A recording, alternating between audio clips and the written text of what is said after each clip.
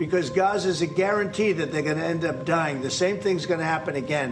Trump'ın Gazze ile ilgili söylemlerine baktığımız zaman aslında bizim için çok da şaşırtıcı değil. Çünkü Trump henüz göreve gelmeden ve bir önceki dönem politikalarından bu sinyalleri veriyordu.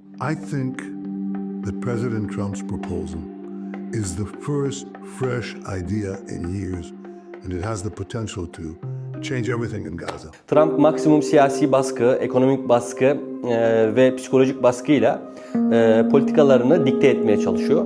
Ancak bu politikaları daha önce yüzyılın anlaşması, malum bu bölgede yüzyılın felaketi olarak değerlendirildi ve bu anlaşma çok da fazla ilerleme kaydedemedi. Bu anlamda aslında bugün Trump'ın söylediklerinin de benzer bir süreçle karşı karşıya kalacağını söyleyebiliriz. Özellikle Hamas'ın verdiği mücadeleye de değinmek gerek. Bombardımanlara ve sürekli operasyonlara rağmen yılmayan Hamas'ın böyle bir politika karşısında yılmasını beklemek de mümkün değil.